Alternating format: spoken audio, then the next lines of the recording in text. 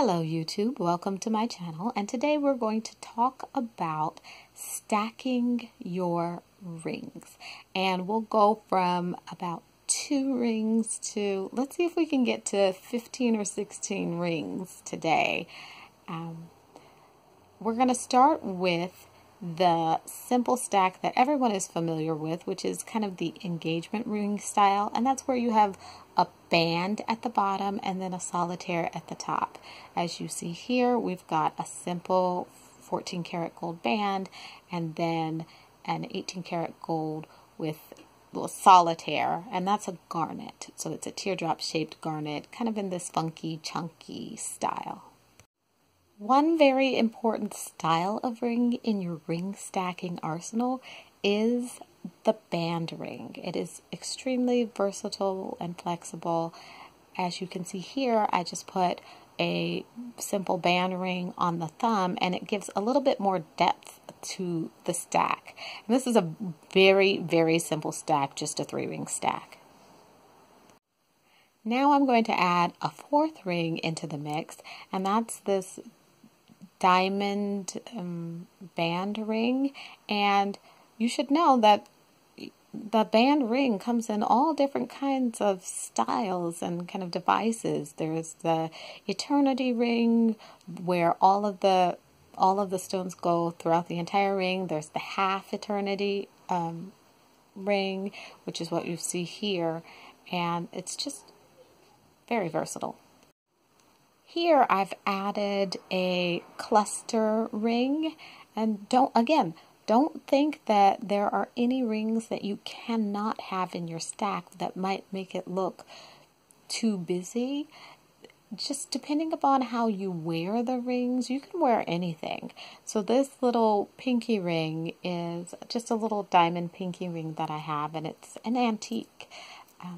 But putting it at the base of the finger, you've got base of the finger rings, kind of knuckle rings, and then tip of the finger rings. And this is more of a base ring.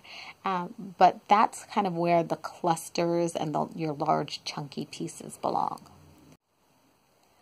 Solitaire rings are another item that come in different shapes and sizes. We usually think of the diamond solitaire engagement ring, but as you can see, the garnet is a solitaire ring, and it's in that pear shape.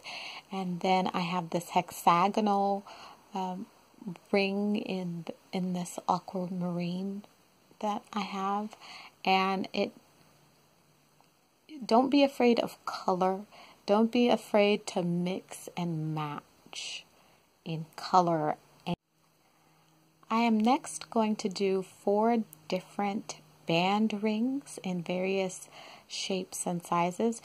I've got this thick band ring at the base, and it's almost kind of a man's wedding ring at the base of my thumb. But what works well at the top of the knuckle and at the tip of the finger is a very simple, very thin band ring. And I have a couple of different kinds. I have some that, have cutouts in them. I have one that's a bamboo shape.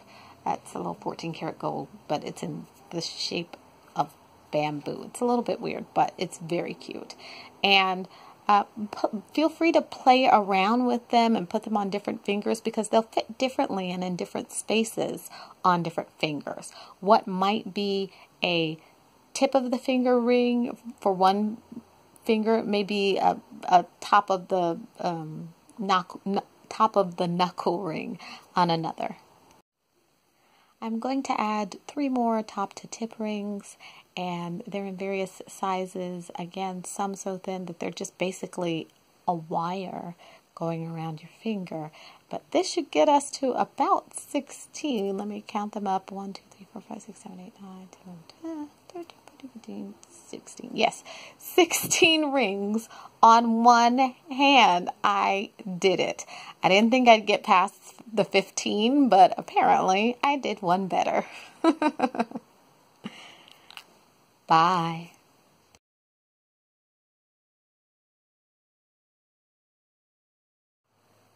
But how do you know which rings to use in your ring stack and which fingers to put them on? Use the triangle method.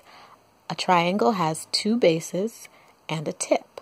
So put your two chunkier rings on either side as bases, and then a thinner or a medium thickness ring, a band ring, at the top. And you can have it kind of in an equilateral triangle just in the center or off to the side, but after this you can add on additional rings to your liking. It just gives you a solid base to work from. Bye.